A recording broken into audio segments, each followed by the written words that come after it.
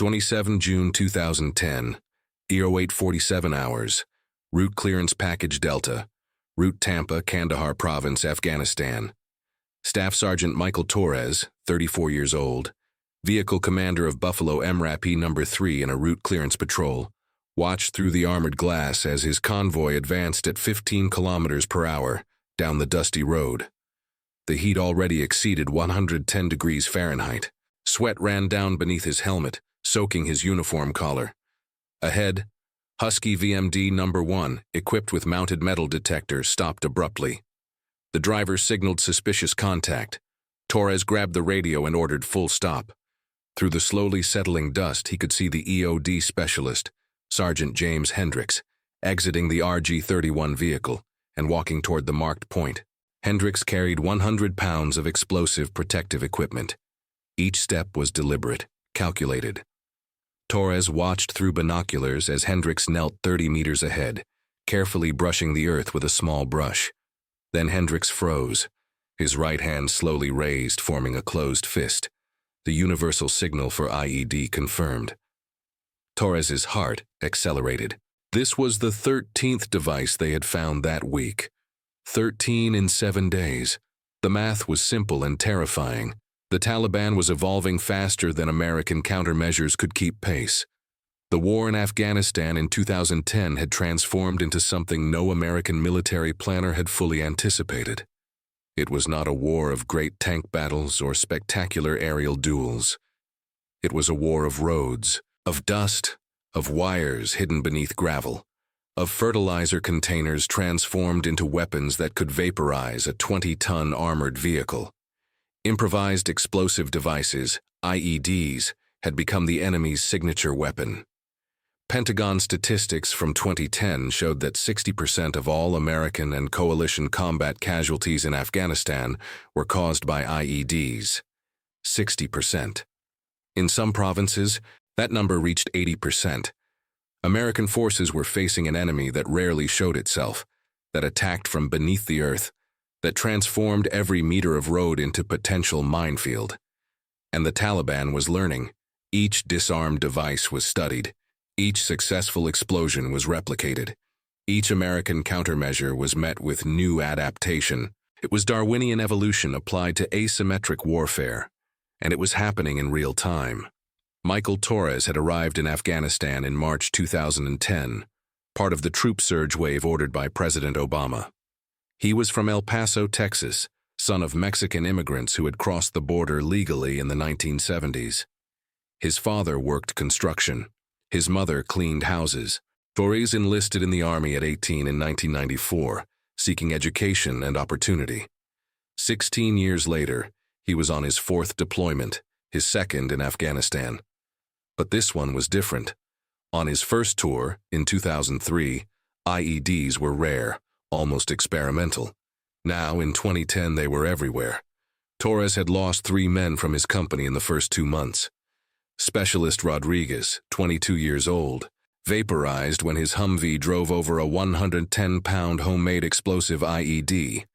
Corporal Jenkins, 24 years old, lost both legs below the knee when he stepped on a pressure plate IED while patrolling on foot. Sergeant Williams, 29 years old, killed by secondary fragmentation when an IED detonated 20 meters from his position.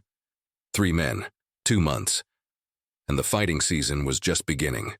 Torres's job was to keep Route Tampa open. Route Tampa was a critical supply artery connecting Kandahar airfield to combat outpost Sia Choi, 45 kilometers north. Through it flowed food, water, ammunition, fuel, medical equipment, mail.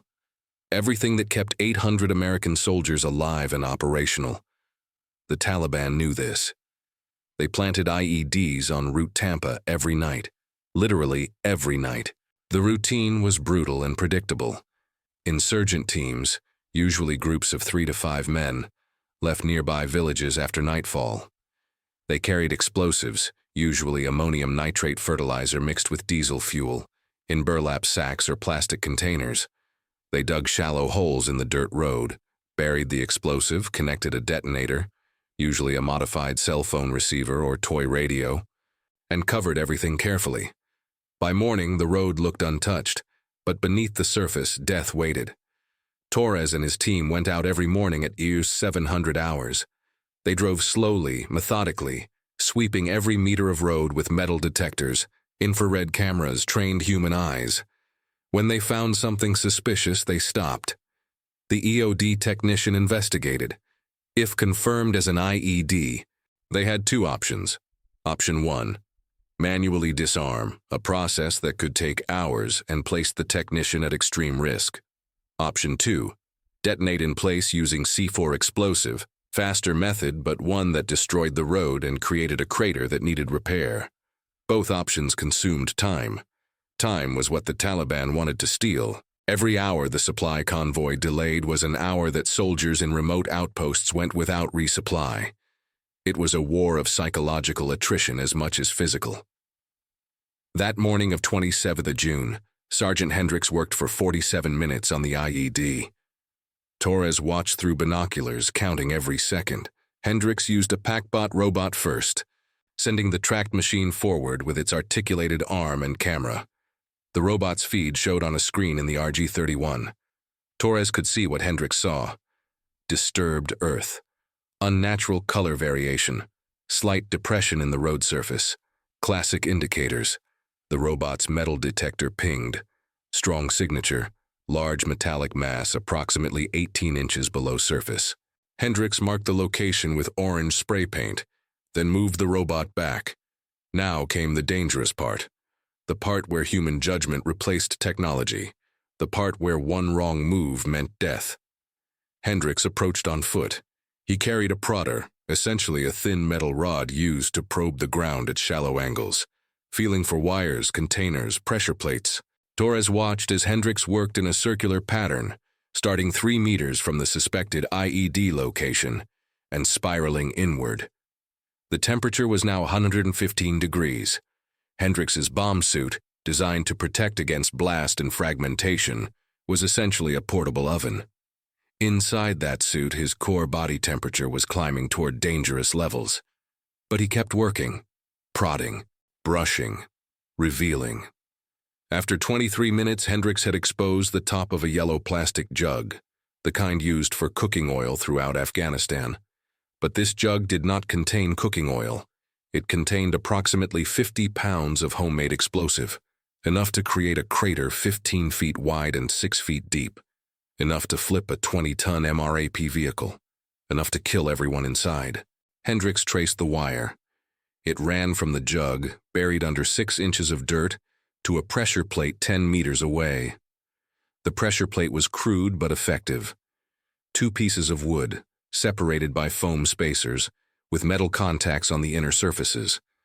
When a vehicle's weight compressed the foam, the contacts touched, completing the electrical circuit, sending current to the detonator, initiating the explosive chain. Simple physics, deadly results. But there was something else.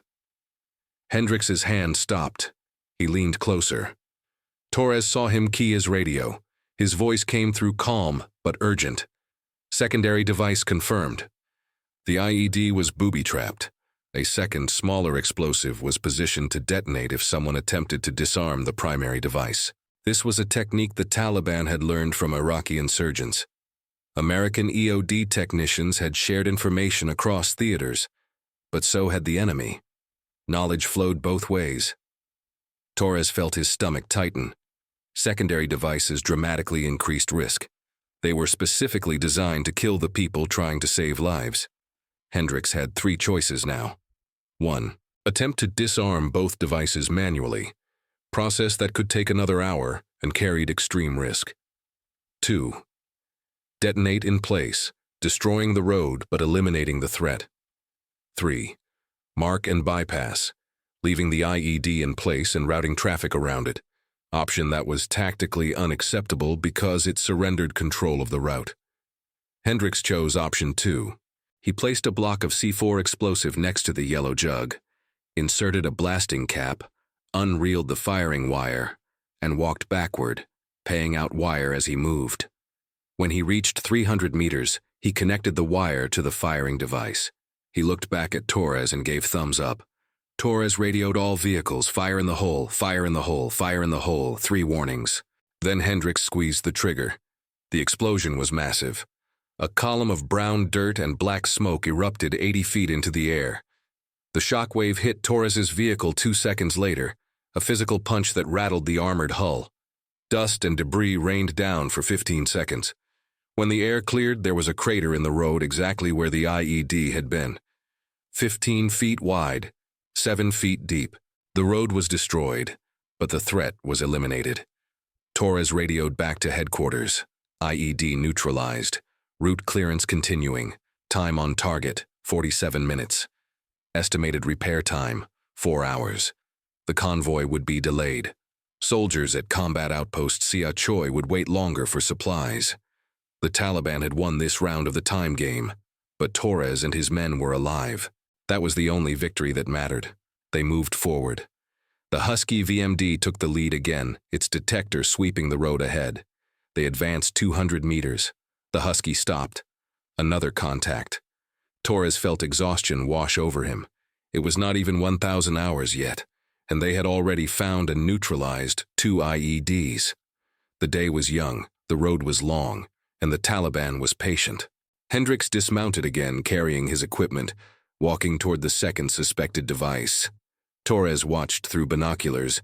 The routine repeated. Prodding, brushing, revealing. This device was different, larger. The metal detector signature was stronger. Hendricks worked for over an hour. When he finally exposed it, Torres saw through the binoculars what it was. Not a yellow jug. A 155mm artillery shell. Soviet era. Probably from the 1980s war against the Soviets. Afghanistan was littered with unexploded ordnance from decades of conflict. The Taliban scavenged these shells, added their own detonators, and created IEDs with military-grade explosive power. A 155mm shell contained approximately 15 pounds of high explosive, more than enough to destroy any vehicle in the convoy. If you want to discover how a Texas sergeant and his team survived one of the deadliest stretches of road in Afghanistan, please leave your like on this video. It helps us share more forgotten stories like this. And subscribe to the channel if you haven't already, so you don't miss the next episodes. Hendricks worked methodically. He traced the wires. He identified the detonator.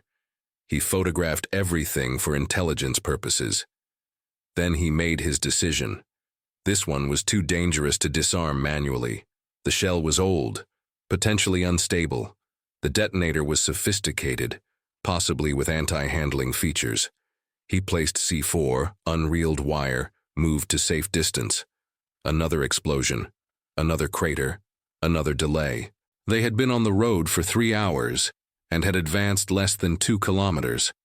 At this rate, clearing the entire 45-kilometer route would take days. But there was no alternative. Every meter had to be checked.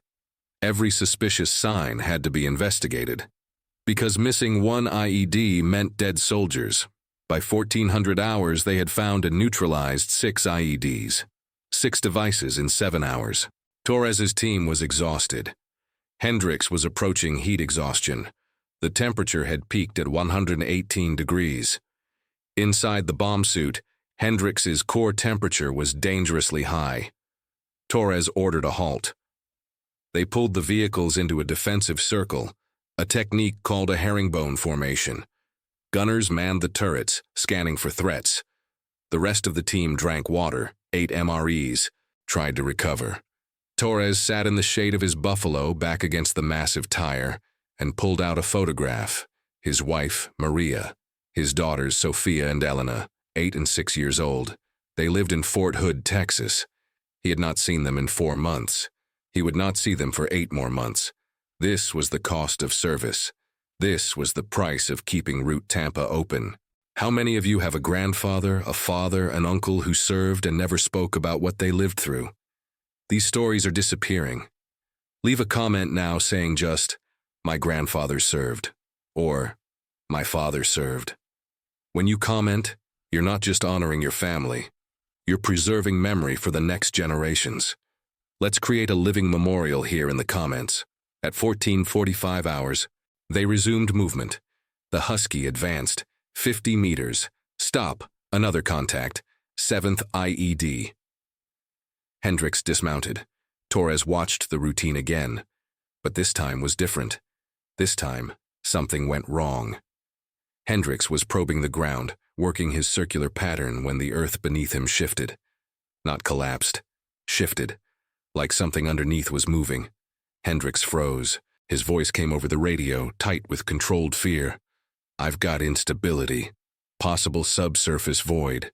Torres felt adrenaline spike. Subsurface voids meant one of two things. Either the ground was naturally unstable, undermined by water erosion, or the Taliban had dug a larger chamber, possibly containing multiple devices. Hendricks began backing away slowly. Each step was calculated. Weight distributed carefully. He was 5 meters from the suspected IED when the ground gave way. It was not an explosion. It was a collapse. The earth simply opened beneath Hendricks's feet. He dropped 4 feet into a hidden chamber. Torres was out of his vehicle instantly, running forward, screaming into the radio for medic. But Hendricks's voice came back. I'm okay. Not injured. But I'm in a hole. And there's something down here with me." Torres reached the edge of the collapse and looked down. Hendricks was standing in a chamber approximately 6 feet long, 4 feet wide, 4 feet deep, and lining the walls of the chamber were artillery shells. Not one, not two, 12 155mm shells, arranged in a circle, all wired together, all connected to a central detonator. It was a daisy chain IED. A massive explosive trap designed to create a crater large enough to swallow an entire convoy. If it had detonated, it would have killed everyone within 50 meters. Hendricks was standing in the middle of it. Torres's mind raced. Hendricks was in immediate danger. Any movement could trigger the device, but leaving him there was not an option. Torres grabbed a rope from the Buffalo, tied it to the front bumper, and lowered the other end to Hendricks. He told Hendricks to tie it around his chest, under his arms. Then Torres signaled the Buffalo driver to reverse slowly. The rope went taut. Hendricks rose out of the chamber, suspended by the rope, bomb suit making him look like an astronaut being extracted from a crater on an alien planet. When he cleared the edge, Torres and 2 other soldiers grabbed him and pulled him to safety. They ran 50 meters before stopping. Hendricks collapsed, gasping for air, adrenaline and heat exhaustion overwhelming him. The medic checked his vitals. Heart rate 180, blood pressure elevated, core temperature 103 degrees. He was approaching heat stroke. They stripped off his bomb suit, poured water over him, moved him into the air-conditioned RG-31. He would survive, but he was done for the day. Torres now faced a decision. They had no other EOD technician with them. Hendricks was the only one qualified to handle explosive devices. Without him, they could not continue clearing the route, but they also could not leave a massive daisy chain IED in the middle of Route Tampa. Torres radioed headquarters. He explained the situation. He requested immediate EOD support. The response came back 20 minutes later. Nearest available EOD team was 4 hours away. Torres had to make a choice. Wait 4 hours, exposing his team to potential Taliban attack while stationary, or attempt to neutralize the device himself using the one method available to anyone: blow it in place. Torres was not EOD qualified, but he had watched Hendricks work hundreds of times. He understood the basics.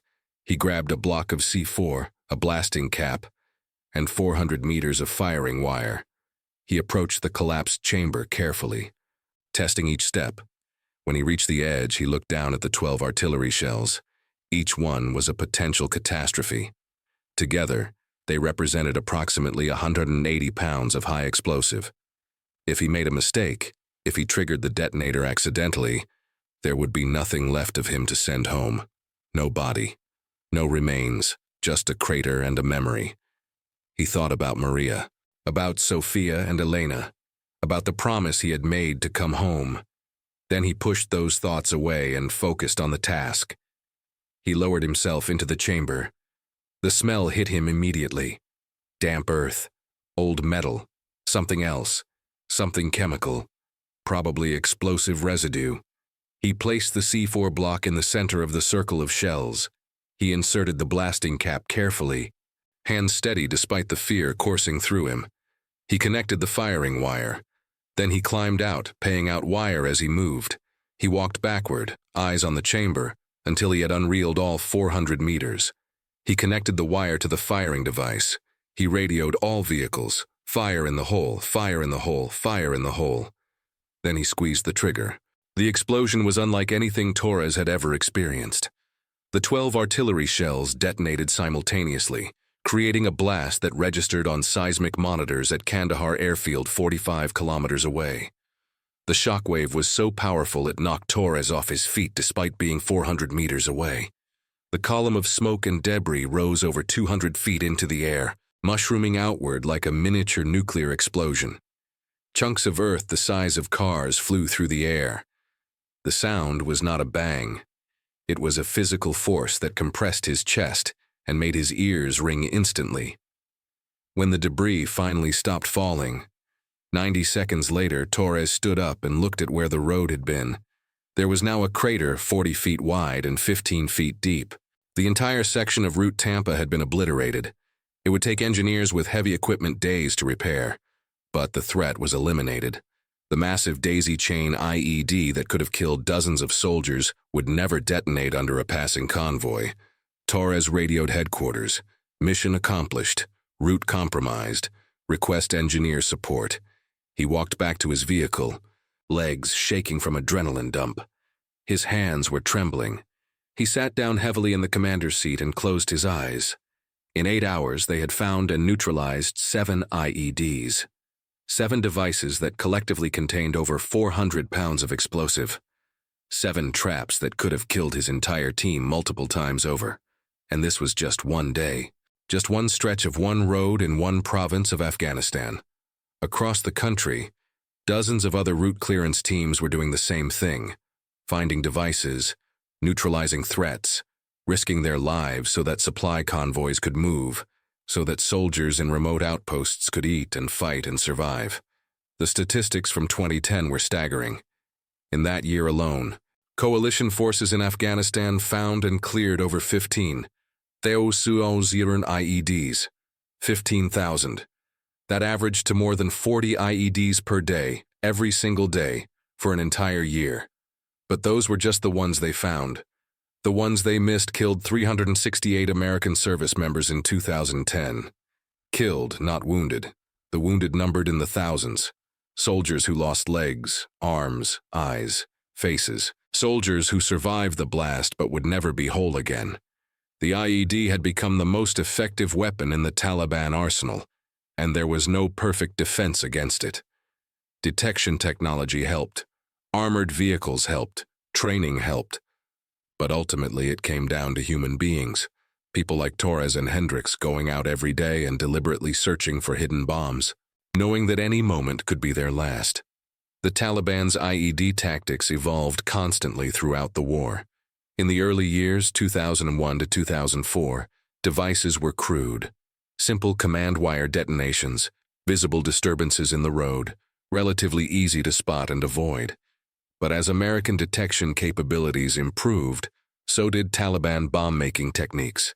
They began using victim-operated triggers, pressure plates that detonated when a vehicle drove over them, eliminating the need for a trigger man who could be spotted and targeted. They started burying devices deeper, below the detection threshold of standard metal detectors.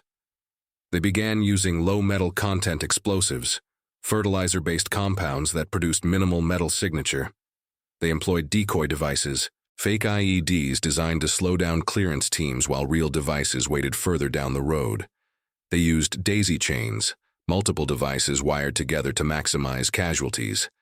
They added secondary devices, bombs designed to kill the people responding to the initial explosion.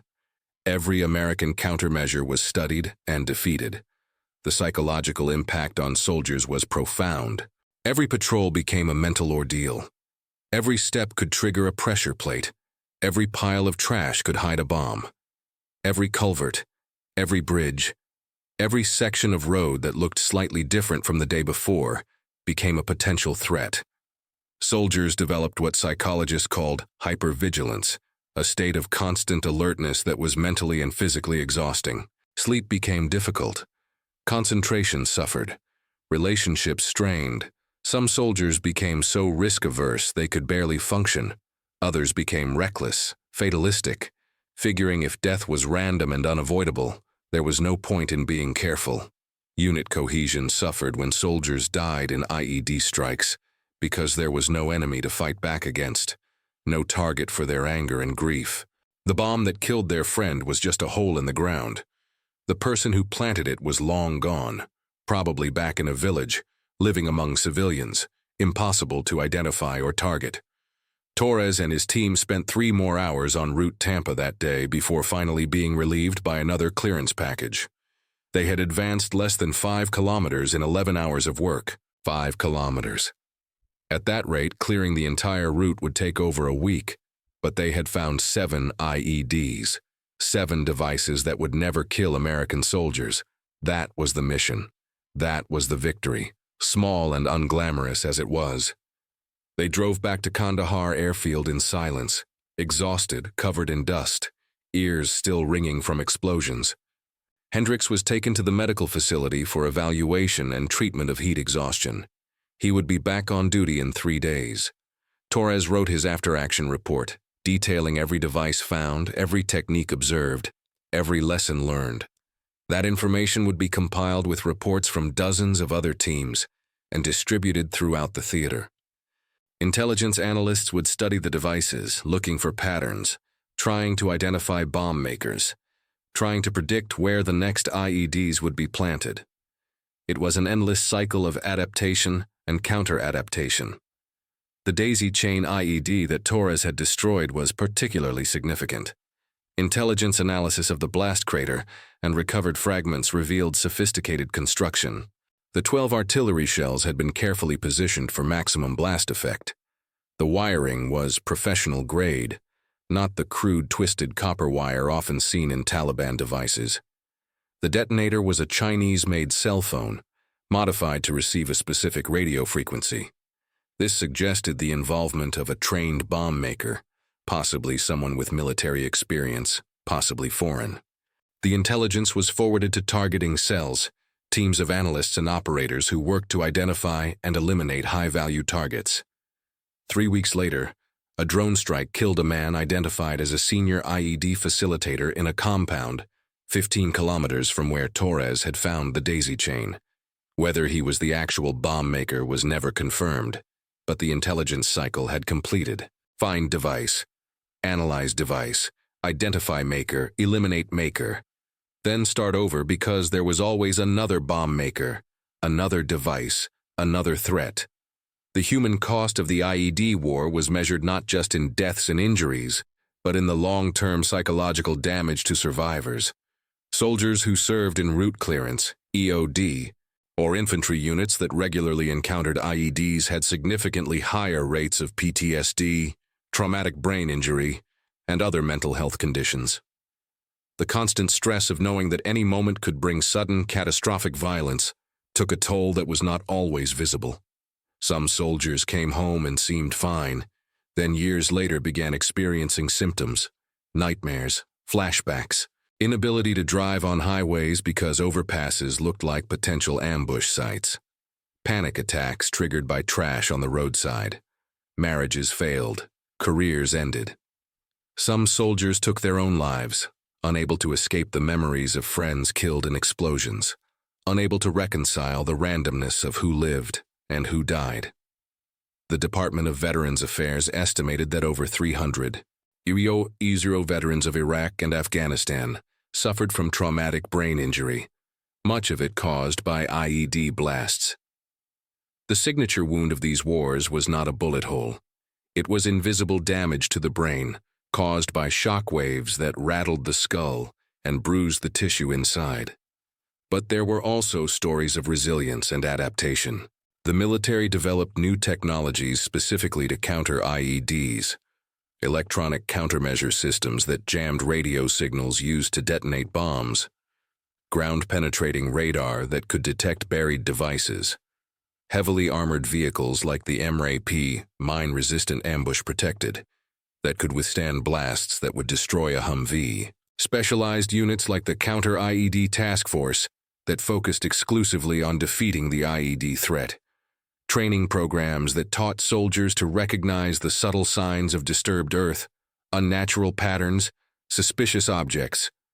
Medical advances that saved soldiers who would have died in previous wars. Tourniquets that could be applied in seconds. Hemostatic agents that stopped bleeding.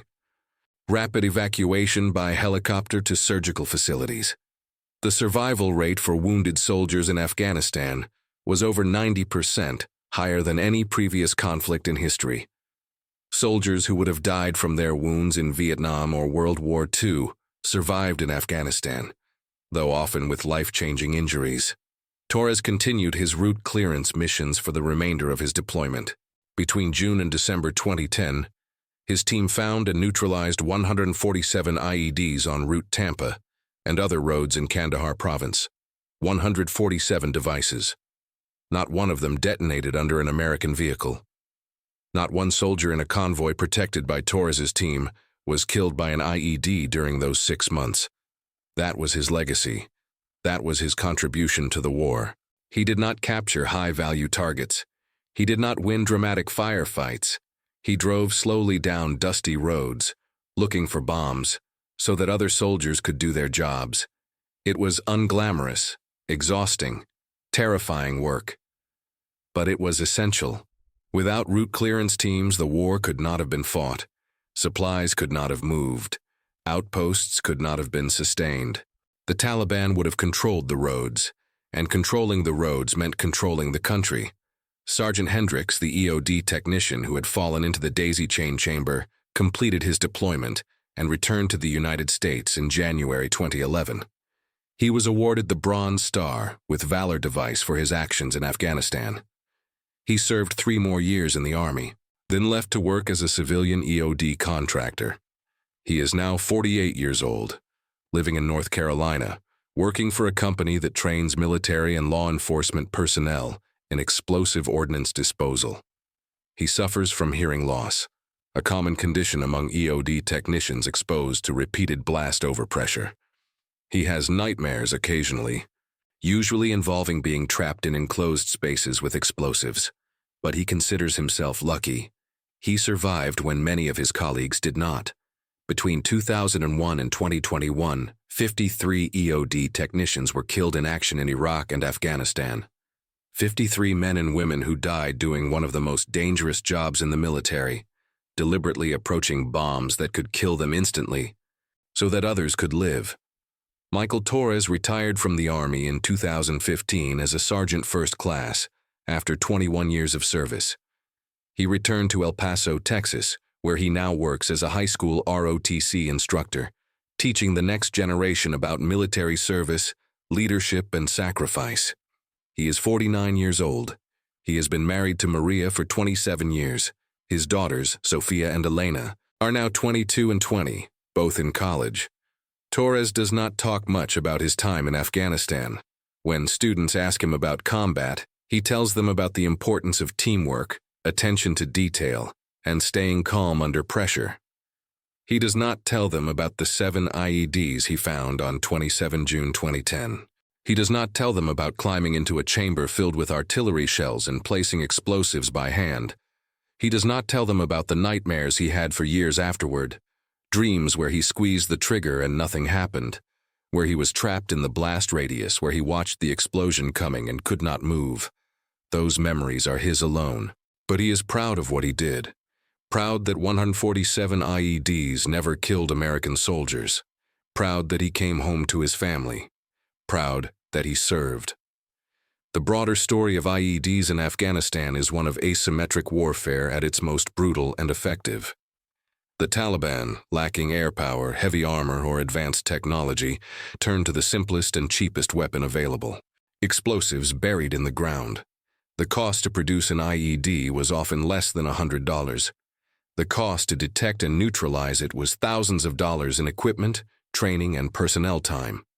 The cost of missing one could be dozens of lives and millions of dollars in destroyed vehicles. It was an economic equation that favored the insurgent, and it was a psychological weapon as much as a physical one. The fear of IEDs changed how soldiers moved, how they thought, how they fought. It forced them to slow down, to be cautious, to second-guess every step. That fear was exactly what the Taliban wanted to create. But the story is also one of courage and dedication.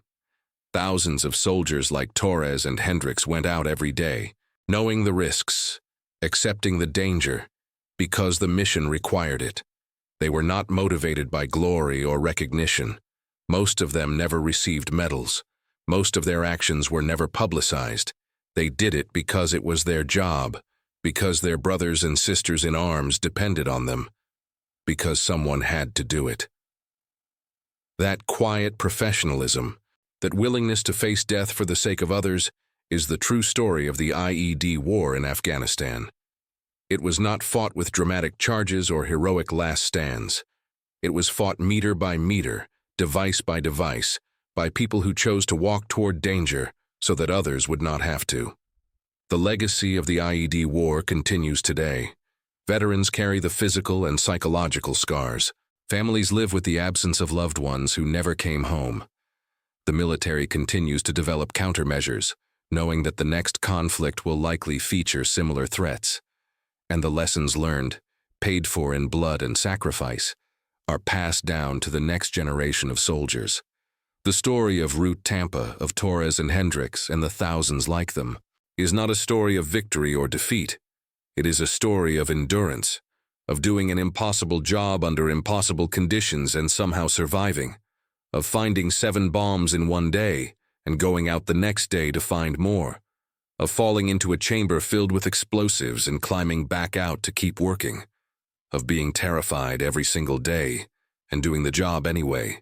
That is the reality of modern war, not the Hollywood version with clear enemies and dramatic battles.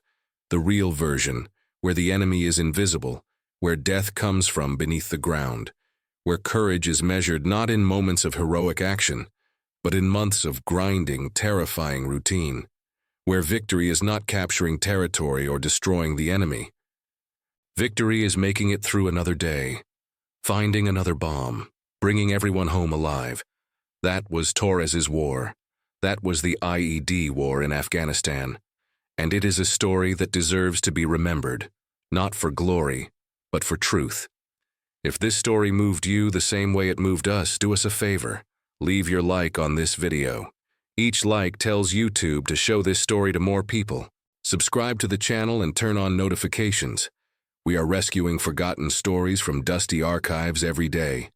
Stories about mechanics who broke rules to save lives, pilots who defied the impossible, soldiers who changed the war with courage and creativity. Real people, real heroism. Leave a comment now and tell us where you're watching from. United States, United Kingdom, Brazil, Canada, Australia, Germany? Our community extends around the entire world. You are not just a viewer, you are part of keeping these memories alive. Tell us your location. Tell us if someone in your family served. Just tell us you are here.